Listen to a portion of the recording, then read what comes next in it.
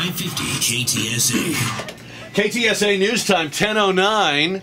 Let's have the ribbon cutting for the holiday weekend. Can we start it right now? Hello. All right, snip. There it is. The weekend is underway. Welcome to it. And we started with a 90-minute gang of four to talk about the big stories of the day and the week with our gang. Let's meet them right now. She is a former mayoral candidate and public relations and advertising executive, Trish deBerry-Mejia.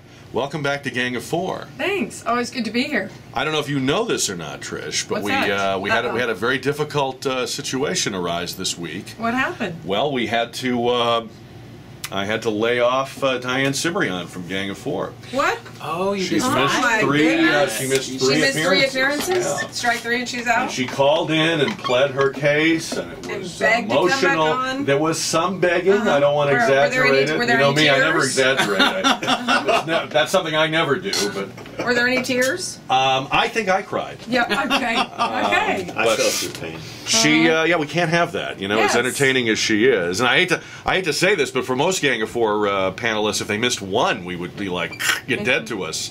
But we hung in there with her because she's, you So know, you cut her a little bit of slack. we tried, Uh-huh. tried to work with. I mean, you know how it Oh, is. yeah, right. You've had to fire people in your company, right? I have. Don't you hate that? It's the most difficult thing I have to do as far as a business owner. I don't like doing Absolutely. that. I'm going to bring you in to fire Yeah, people but next you know time. what? But it's good that you're holding people accountable, Jack.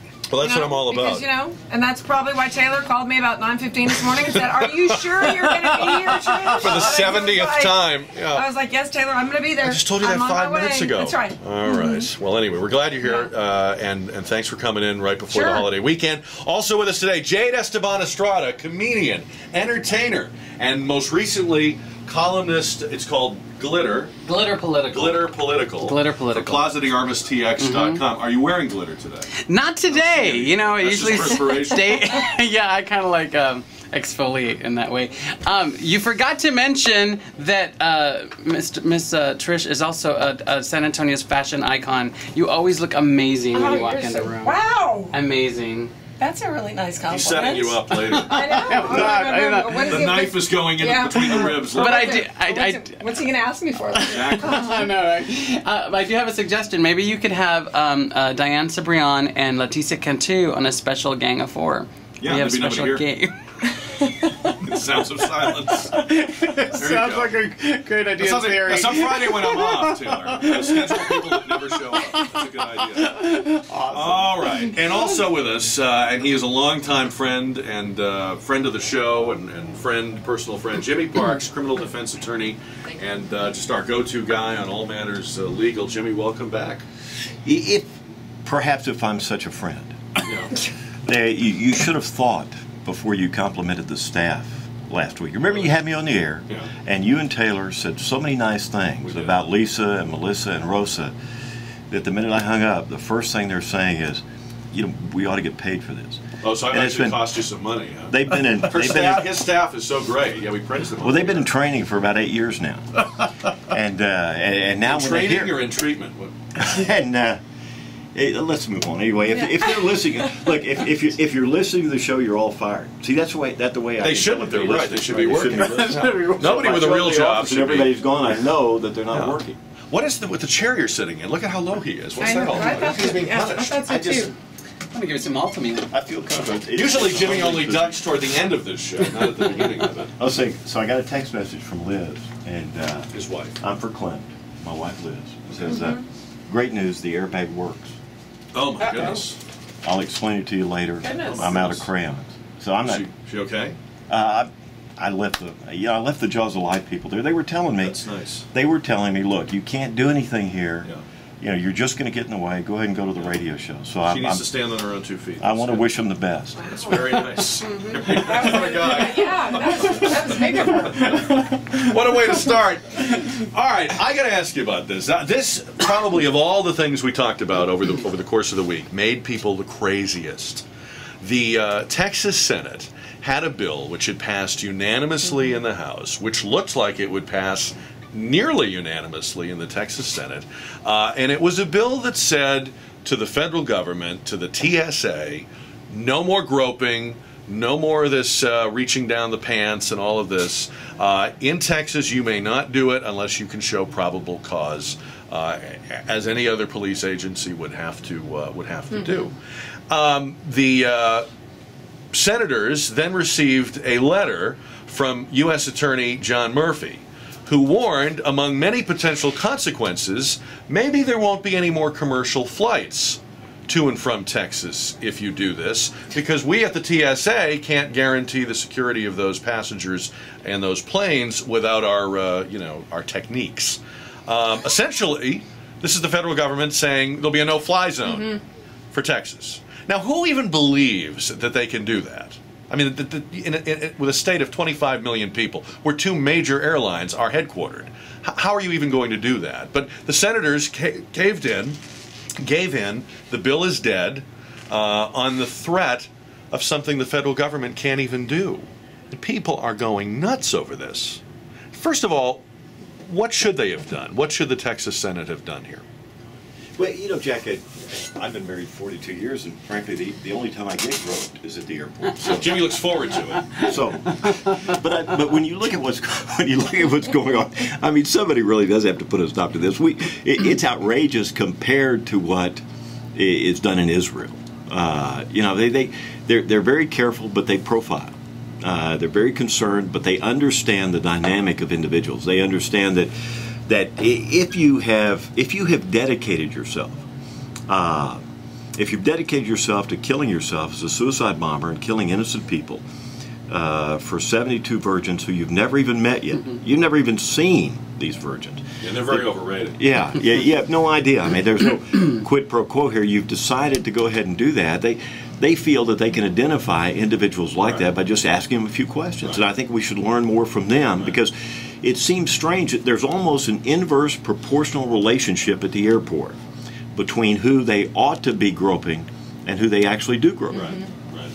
Well, look, first of all, do we all agree that for Texas to pass this bill was really making a statement? Sure. And that perhaps among the many things that could have happened, Trish, maybe other states pass these bills, maybe there's hearings in Congress, maybe it causes a rollback or a reassessment of TSA. It is unlikely to lead to a no-fly zone. I mean, it seems that American Airlines and Southwest might have something to say about not being able to land planes in Dallas. So, given the fact that it was an empty threat, given the fact that somebody's got to roll these people back and return us to what Jimmy is talking about, some kind of reality-based security, what is up with these senators? And if you can't stand up to the federal government in Texas, what state is ever going to do that? I mean, I think we should move forward with the legislation just to make a statement. I mean, Texas has always been very independent in its thinking. And we've talked about this too before, Jack. It's mall cops that are running the airport. Oh, yeah. I mean, really. And so... I think you should apologize to mall cops. Well, I was going to say, I mean, no disrespect to mall cops, but it's out of hand. I mean, I walked through the airport recently, and, though I didn't feel violated in any way, I mean, I do think there's no security checks, background checks on these people that you don't know, were they prior child predators or molesters in their background? Exactly. Right, all those things. See, I just get a kick every time I stand in that x-ray machine. I just have to throw out the, hey, that's not a weapon. That's right. Don't worry, everyone's frightened the first time they see it, Jimmy says. All right. Jade, this is just theater of the absurd. It is. I'm quiet about it because I'm one of those people. I don't know if I'm one of those few people because I seem like I have some some brothers in this force, but I'm one of those, like, I get there early, I know they're going to waste my time, they're going to go through the whole 9 yards. I go, like, if I'm going to a big airport like Seattle or LaGuardia, I scope out the cutest ones and make sure I get in that line. Get in that line. Very good. I don't know where you're traveling, but I'm not seeing any of them that I would... I thought you were supposed to pick up the flight attendants, not the people on TSA. Times have changed, Jack. I guess so.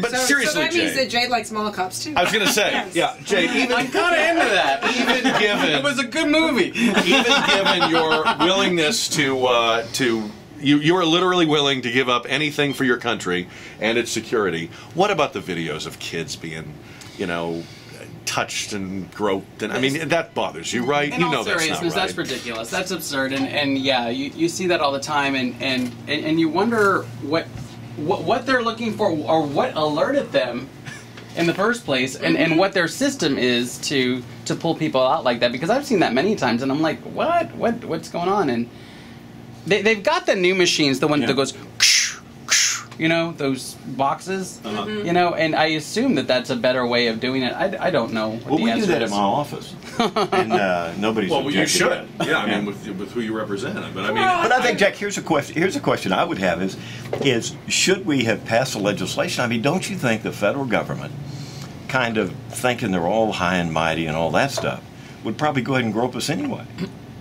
I'm sure there's a number of outcomes. I can think of many different ways it goes. They defy it. It gets held up in court. Other states join in, and suddenly you have 37 states that have passed this. I mean, there's all kinds of ways this can go. The only thing I'm sure of is they would not have literally denied commercial planes entry into Texas. That is That's ridiculous. ridiculous. No. And for these senators to say, "Wow, when we heard that, we realized we couldn't." Well, now, great guys. Now you've shown them how to intimidate any state into doing anything you want to do. I mean, it's a ridiculous threat. This guy should be laughed out of his job for writing that letter. Who is this guy? Do you know him? Murphy? Yeah. Yeah, he's a friend of mine. What's up with that? I think it's posturing. You know, I think he was sitting around with a group of guys, Richard Durbin probably, and some of the higher ups at the U.S. Attorney's Office, and they're trying to figure out a way to get a message across quickly, I guess. It probably didn't come across well, but it served its purpose. It was an intimidating letter, and they reacted to it. So I guess he was right. It worked. So I guess it worked. It certainly worked. But you know, we've got to start asking ourselves. We say we want change, and we're all distrustful of the federal government, and we're distrustful of Washington. It's at the state level that people have to stand up and say these, you know. Yeah, it's true. And I mean, I have to say, if you were describing this as the action of California or Massachusetts, I wouldn't be surprised in the least. But it blows me away that "Don't Mess with Texas" just got messed with. I mean, just got pwned by a U.S. attorney. Jack, don't you think it would have led to bigger questions? We would have seen some reforms as far as TSA is concerned, because you're right. I think if Texas takes a stand on something, I think you have other states that take a much closer look at something. So, yes, it would have been convoluted, but I think it would have led to changes in what we see in the airports. Yeah. Well, in any event, it's dead for this session, according to the people that wrote it. And apparently there's no... I would wonder even if there was some follow-up in terms of would a U.S. attorney be in any jeopardy for writing this letter? Is he just writing it as an advisory kind of thing? Or I want to see something happen here. I mean, I think it's wrong. John's been there forever. He's been a prosecutor for a long time. He actually got the U.S. Attorney's post because President Obama never appointed anybody. If you recall, there were several people in line. So John takes the interim post, and then after that period of time, if there's no appointment made, then John automatically becomes the United States Attorney. So I would doubt that there's anything that you could virtually do to him, especially for something like that. You know, but it's a matter of his opinion. You know, he's expressed his opinion in a letter. It may not have been artfully done. It may not be diplomatic. It may be something with which we all disagree. But I don't think he'd get in trouble for something. Well, I don't want to put you on the spot because I know you're friends with him, Jimmy. But I guess my point would be, he made a threat that he's really in no position to enforce. So was he told that this is what would happen? Did somebody else in the administration say, hey, we're thinking about pulling commercial air flights out of Texas? I mean, where did he get this idea? He didn't come up with it on his own. And I mean, he doesn't have the power to enforce it. He couldn't give that order if he wanted to. My guess is it is probably implicit in some vague,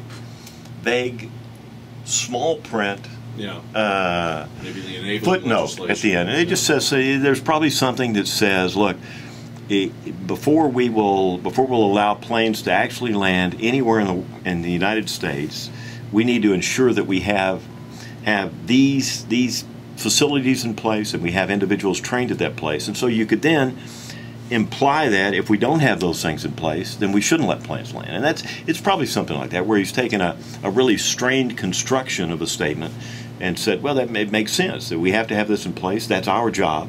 If we can't do our job and we can't put it in place, then planes aren't supposed to land. All right, so far, Texas Flyer 0, Blue Glove 1. We're back with more Gang of 4 on a Friday morning. It's 10:24. Karen's in the newsroom.